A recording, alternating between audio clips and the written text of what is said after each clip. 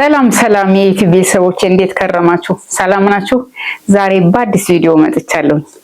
ዛሬ የምንሰራው የአልጫ ቅመምን ነው። የተለያዩ ቅጠላ ቅጠሎችን እና ደግሞ የተለያዩ ቅመማ ቅመሞችን ጨምረንበት ቆንጆ የሆነ በተለይ አልጫ በምትሰሩበት ጊዜ ነጣ ያለ ነገር በምትሰሩበት ጊዜ የምትጨምሩትን የተመጣጠነ የቅመም አይነት እንሰራለን። እስቲ ወደ አሰራሩ እንሂድ። ነጭ ቅመም ወይንም የአልጫ ቅመምን ለማዘጋጀት የሚያስፈልጉን ግብአቶች እናዘጋጃለን። የተላጠ የአበሻ ሽንኩርት ያስፈልገናል። የአበሻ ሽንኩርት የሚያስፈልገን በጣም ስለሚያሰማ ነው። ከሌለን ግን ሌላውን ቀይ ሽንኩርት አነስ ያለው መርጠን ማዘጋጀት እንችላለን። ከዚያ በመቀጠል ደግሞ የተላጠ ነጭ ሽንኩርት ያስፈልገናል። እሱም መጠኑ ከቀይ ሽንኩርቱ ጋራ የተመሳሰለ ቢሆን ጥሩ ነው። ከዚያ በመቀጠልም ዝንጅብል ያስፈልገናል። በእርግጥ ዝንጅብሉ ባይላጥ ምንም ችግር የለው፣ ግን በደንብ አድርጎ መጽዳት አለበት። ዝንጅብሉ መጠኑ ግን ከነጭ ሽንኩርቱ እና ከቀይ ሽንኩርቱ ጋራ እኩል መሆን የለበትም፣ አነስ ያለ መሆን አለበት። እነዚህን ሶስት ግብአቶች በአንድ ላይ በማደባለቅ በመፍጫ እንፈጨዋለን። ወይንም ደግሞ ሙቀጫም ካለን የቅመም ሙቀጫ ካለንም በቅመም ሙቀጫ እንወቅጣቸዋለን። ይህን የአልጫ ቅመም ለማዘጋጀት የተጠቀምኩት ሁሉም እርጥብ ግብአቶች ናቸው። በእርግጥ በደረቅ ግብአትም መጠቀም ይቻላል። የደረቀ ቀይ ሽንኩርት እንዲሁም ደግሞ የደረቀ ነጭ ሽንኩርት፣ የደረቀ ዝንጅብልም መጠቀም ይችላል። በእርግጥ ይሄን በመታዘጋጁበት ጊዜ ክረምት ከሆነ ነጭ ሽንኩርቱ ቶሎ ስለማይደርቅ በእነዚህ መጠቀም ይቻላል። እንዲሁም ደግሞ ድንገተኛ የሆኑ ፕሮግራሞች አጋጥመዋችሁ ነጭ ቅመም ካስፈለጋችሁ ደረቁን ግብአት ከገበያ ገዝታችሁ መጠቀም ትችላላችሁ ማለት ነው። እነዚህን ሶስት ግብአቶች እንግዲህ በአንድ ላይ በመደባለቅ በደንብ አድርገን በሽንኩርት መፍጫ ወይም በሙቀጫ እንወቅጣቸዋለን ወይም እንፈጫቸዋለን። እኔ የተጠቀምኩት የሽንኩርት መፍጫ ነው፣ በሱ ነው የፈጨሁት። በዚህ ቅመም ላይ የቀሩ ግብአቶች አሉ የምንጨምራቸው። ግብአቶቹም ነጭ አዝሙድ ያስፈልገናል፣ ኮረሪማ ያስፈልገናል።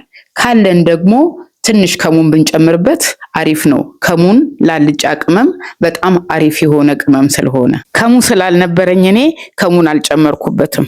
ካላችሁ እናንተ ደግሞ ጨምሩበት። በእርግጥ እናቶቻችንና አያቶቻችን ይሄንን ነጭ ቅመም በሚያዘጋጁበት ጊዜ የሚጠቀሟቸው ቅመሞች ውስን ናቸው። ቀይ ሽንኩርት፣ ነጭ ሽንኩርት፣ ዝንጅብል እንደዚሁም ደግሞ ነጭ አዝሙድ ጨምረው ነው የሚፈጩት።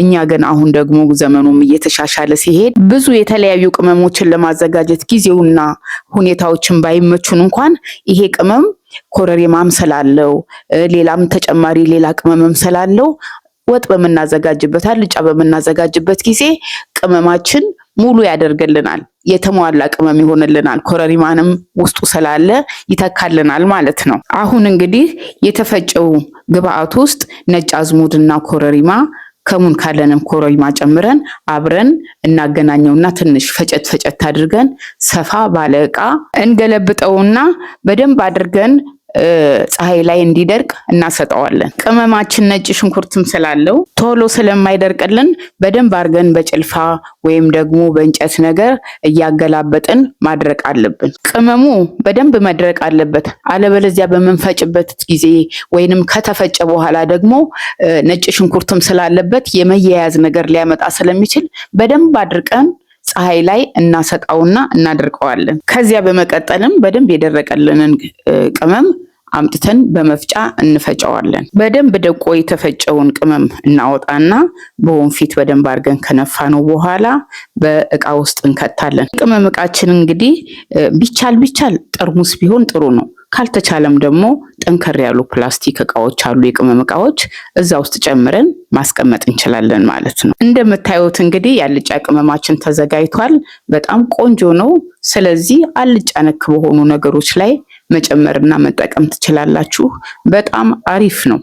ተጠቀሙበት። ቪዲዮዬን ሙሉውን እንደተከታተላችሁት በጣም እርግጠኛ ነኝ።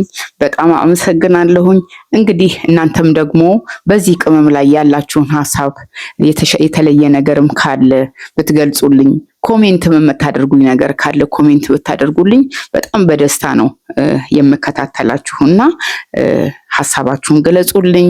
እንግዲህ በዚህ አጋጣሚ ሰብስክራይብ ያላረጋችሁ ሰብስክራይብ አድርጉ፣ ላይክ ሼር ማድረጋችሁን አትዘንጉ። ይሄ ነጭ ቅመም በጣም ነው የሚጠቅመውና ሼር አድርጉ ለብዙ ጓደኞቻችሁና ዘመዶቻችሁ። አመሰግናለሁ። ሰላም ሁኑ።